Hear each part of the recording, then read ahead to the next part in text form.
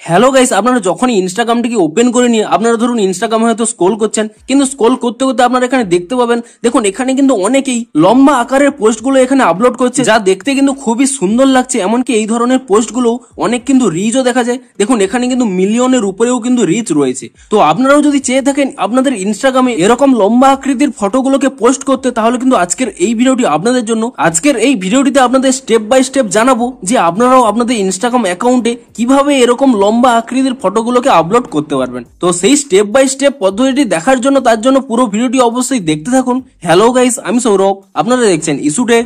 চলো শুরু করা যাক।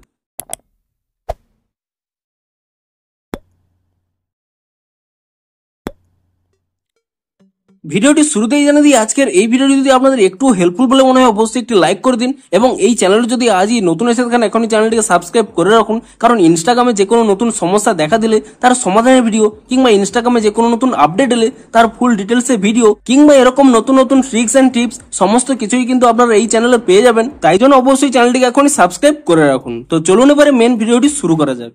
তো আপনারাও যদি ইনস্টাগ্রামে এরকম লম্বা আকৃতির ফটোগুলোকে আপলোড করতে চান, তো তার জন্য কিন্তু এই স্টেপগুলি ফলো করুন। তো প্রথমে কি করবেন, দেখুন আপনারা এখানে ইনস্টাগ্রাম অ্যাপ থেকে ব্যাক করে নেবেন। প্রথমে আপনারা এখানে ফেসবুকটিকে ওপেন করে নেবেন, এবং ফেসবুকটি ওপেন করে নিয়ে আপনারা কিন্তু অবশ্যই এখানে একটি ফেসবুক পেজ ক্রিয়েট করে নেবেন। দেখুন আমার কিন্তু এখানে একটি ফেসবুক পেজ ক্রিয়েট করা রয়েছে। আপনাদের যদি কোনো ফেসবুক পেজ ক্রিয়েট করা না থেকে থাকে, আপনারা কিন্তু একটি ফেসবুক পেজ ক্রিয়েট করে নেবেন, এবং ফেসবুক পেজটিকে ক্রিয়েট করে নেওয়ার পরে এই ফেসবুক পেজটিকে ইনস্টাগ্রামের অফিসিয়াল অ্যাকাউন্টের সাথে কিন্তু অ্যাড করতে হবে। তো তার জন্য কি করবেন, আপনারা এখান থেকে ব্যাক করে নিয়ে এবং তারপরে আপনারা এখানে ইনস্টাগ্রাম অ্যাপটিকে ওপেন করে নেবেন, এবং ইনস্টাগ্রাম অ্যাপটিকে ওপেন করে নিয়ে আপনি এখানে প্রোফাইল আইকনে ক্লিক করে নেবেন, এবং তারপরে আপনারা এখানে এডিট প্রোফাইল এই অপশনে ক্লিক করে নেবেন, এবং এই অপশনে ক্লিক করে নেওয়ার পরে আপনারা চেক করে নেবেন যে আপনাদের অ্যাকাউন্টটি প্রফেশনাল অ্যাকাউন্ট রয়েছে নাকি।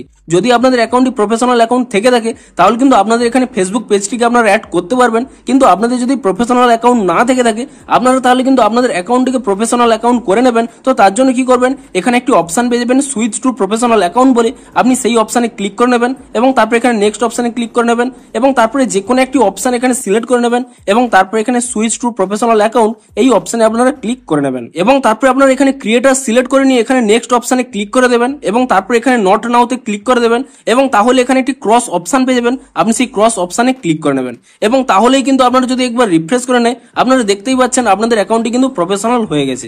এবং তারপরে আপনারা এখানে পুনরায় এখানে এডিট প্রোফাইল অপশনে ক্লিক করে নেবেন, এবং তাহলেই কিন্তু সেই অপশনটি পেয়ে যাবেন। নিচের দিকে স্ক্রল করে নেবেন, এখানে একটি পেজের অপশন পেয়ে যাবেন, আপনি এখানে কানেক্ট অর ক্রিয়েট এই অপশনে ক্লিক করে নেবেন, এবং তারপরে এখানে কন্টিনিউ অপশনে ক্লিক করে নিয়ে আপনাদের যে ফেসবুকের পেজটি রয়েছে আপনি সেই লগ ইন টু ফেসবুক এই অপশনে ক্লিক করে নেবেন, এবং এই অপশনে ক্লিক করে নিলেই তারপরে পুনরায় এখানে কন্টিনিউ অপশনে ক্লিক করে নেবেন, এবং পুনরায় কন্টিনিউ অপশনে ক্লিক করে নিয়ে দেখুন আমার কিন্তু ফেসবুকে যে যে পেজগুলো রয়েছে সেই পেজগুলো কিন্তু এখানে শো করবে। আপনাদের যে ফেসবুক পেজগুলো অন্য অ্যাকাউন্টের সাথে অ্যাড রয়েছে তা কিন্তু আপনারা এখানে আর সিলেক্ট করতে পারবেন না। দেখুন আমার কিন্তু এই অ্যাকাউন্টটি কোনো প্রোফাইলে যোগ নেই, তো তাই জন্য আমি এখানে এই ফেসবুক পেজটিকে সিলেক্ট করে নিলাম, এবং তারপরে এখানে কানেক্ট অপশনে এখানে ক্লিক করে নিলাম, এবং তাহলে কয়েক সেকেন্ড এখানে লোডিং নেবে, এবং তাহলেই দেখতে পাচ্ছেন আমার কিন্তু ফেসবুক পেজটি এখানে কানেক্ট হয়ে গেছে। তো আমি এখান থেকে ব্যাক করে নিচ্ছি, পুনরায় এখানে প্রোফাইলে ক্লিক করে নিচ্ছি, এবং তারপরে এখানে যদি নিচের দিকে স্ক্রল করে নিই, তো আপনারা দেখতেই পাচ্ছেন আমার কিন্তু এখানে পেজটি এখানে অ্যাড হয়ে গেছে।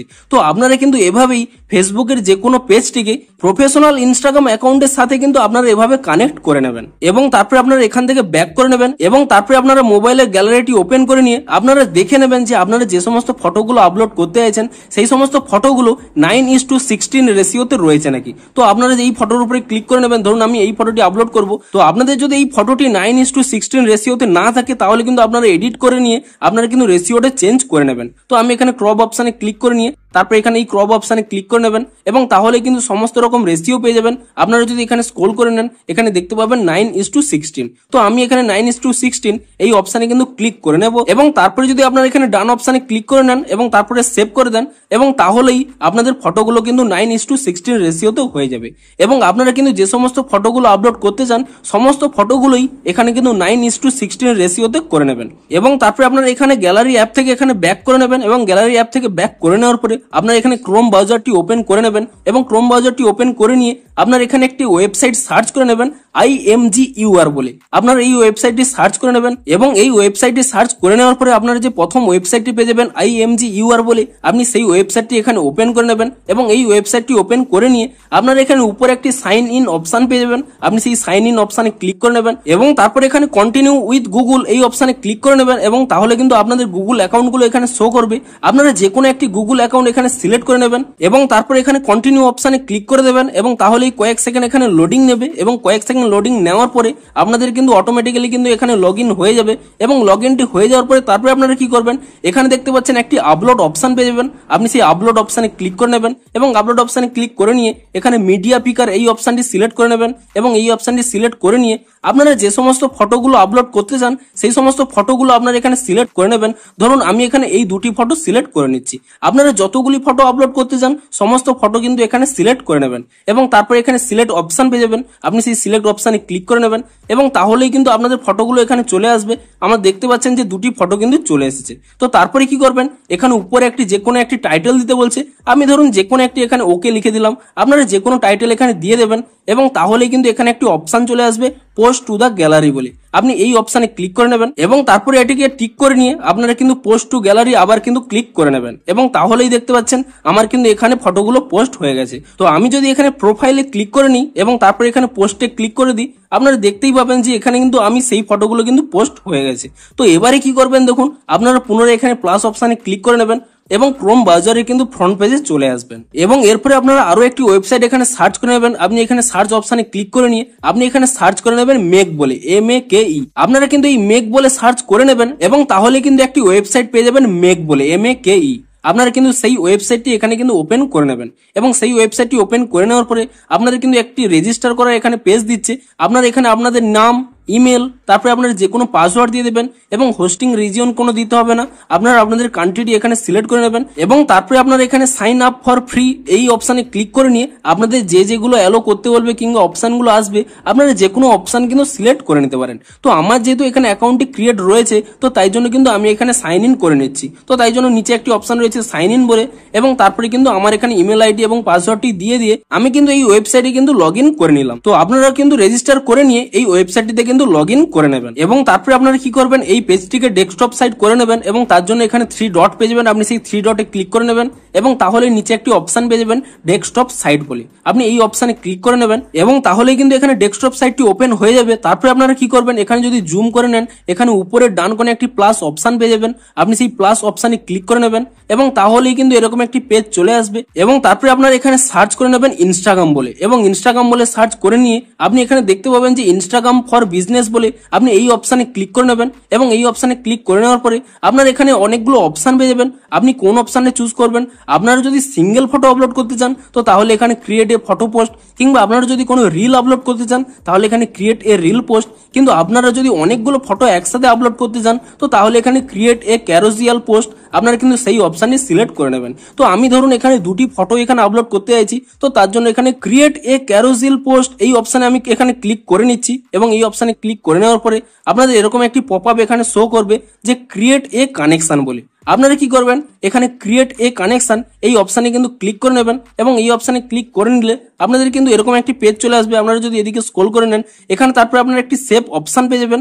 আপনি সেই সেভ অপশানে ক্লিক করে নেবেন এবং আপনাদের ফেসবুক পেজটিকে এখানে কানেক্ট করতে বলবে। আপনি এখানে নিচে একটি অপশন পেয়ে যাবেন কন্টিনিউ অ্যাজ, আপনার নাম শো করবে।